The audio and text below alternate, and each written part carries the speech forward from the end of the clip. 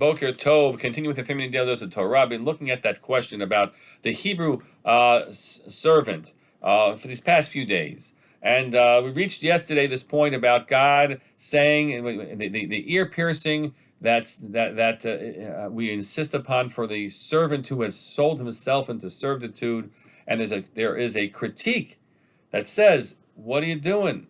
You're not meant to be other people's servants. You're meant to be only God's servants. Now, this partially, I think there are really two different points here. One point relates to, God said, like, I just pulled you out of Egypt, and I gave you your freedom. Why would you reject the freedom that I gave you, and put yourself in again? You're not a slave, you're not owned, but put yourself into the constraints of being someone else's servants.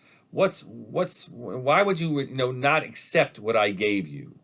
And if we would put it more into psychological terms, what is it about you that's not that's feeling unready or unable to manage life yourself without somehow making you a dependent on someone else? And so for the most part, right, 6 years or whatever it is, that's enough time to get you back on your feet. And then the Torah wants you to get back on your feet. And so we imagine that people who insist and say, I love my master, etc., this is not a healthy way to be, not a mentally, emotionally healthy way to be. And so God says, I'll allow for it. I will allow for it. Again, Olam only means till Jubilee, and that's at that point, you're going to have to reclaim yourself, right? That's really what it comes down to. You have to reclaim yourself. But what is that? If we mentioned yesterday, God says, you're my servants and not the servants of other people. You're also not, seemingly, right? If you say, I love my master, why are your eyes limited to what you see in front of you, and apparently not lifting your eyes sufficiently to heaven?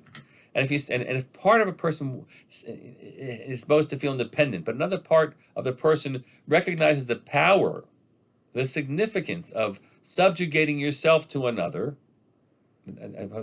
subjugating you, allowing yourself to be subjugated to another, to submit to another. That's the right way, right? To submit yourself to another. God says, I don't want you to submit to a human. I want you to submit to me.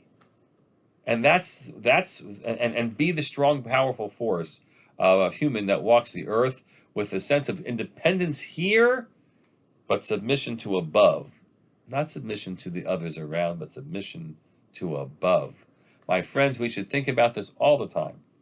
And think about what it is that we find ourselves submitting to or in control of by other people around us, and accept the independence we're meant to have from the others, but at the same time to reaffirm and recognize our submission to the one above. Wishing you a meaningful day.